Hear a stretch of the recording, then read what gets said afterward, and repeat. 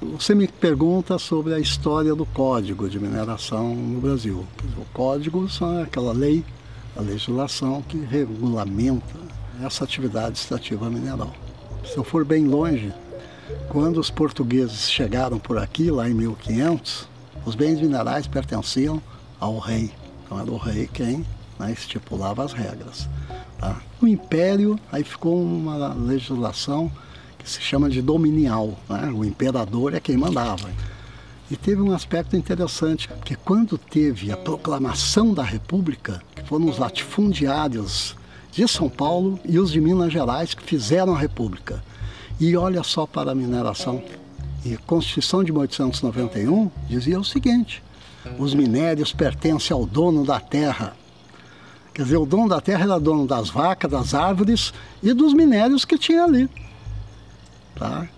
Isso só veio a mudar depois da Revolução de 30, com Getúlio Vargas. Eles trazem uma outra visão em que os bens minerais pertencem ao Estado. Porém, tá, o dono da terra tem preferência para requerer. E aí, tudo bem, passa toda uma história. Então, 64, tá, você tem a ditadura. Os militares, tá, com toda uma preocupação, tá, deles e das elites brasileiras, da burguesia brasileira, com o avanço do Jango, naquela época, né, João Goulart. Então tinha todas algumas propostas assim, nacionalistas, mas nada tão avançado. Mas os militares com a burguesia, e já naquela época, 64, com um apoio, né, grande dos Estados Unidos da América do Norte, eles dão um golpe militar. E aí se tem o Código de Mineração de 67, que é o vigente ainda hoje, que coloca o seguinte: é quem chega primeiro no guichê do DNPM, na época, Departamento Nacional de Produção Mineral, quem chega primeiro é o dono. E aí, dentro de uma estrutura, né, de um código todo muito cartorial, né, os principais DNPMs do Brasil tinham fila. O cara dormia na fila para ser o primeiro. E quem é esses caras que dormiam na fila?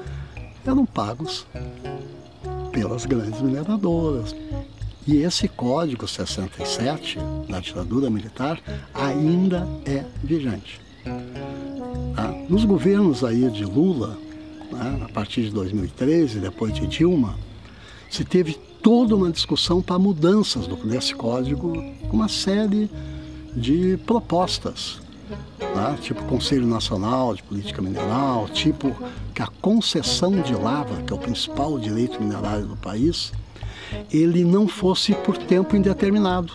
Por exemplo, além da cobrança do royalties, CEFEM, ter também a cobrança de a participação especial, que já existe no petróleo, inclusive.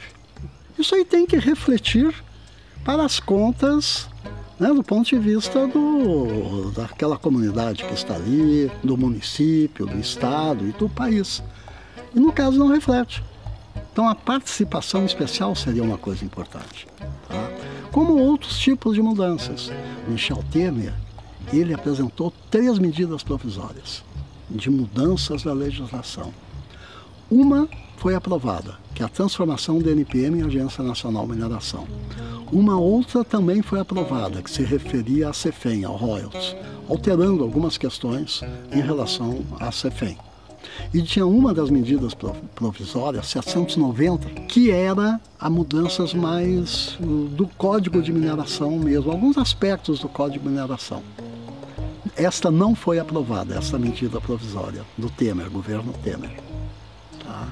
Então, o Código de 67 continua sendo o código vigente. E nesse momento de fim de governo, isso já no ano passado e agora, tá, é uma questão muito séria de se acompanhar no Congresso Nacional essa ideia de mudanças no Código de Mineração de 67, que fica sem se saber exatamente quais são as mudanças que estão pretendendo fazer.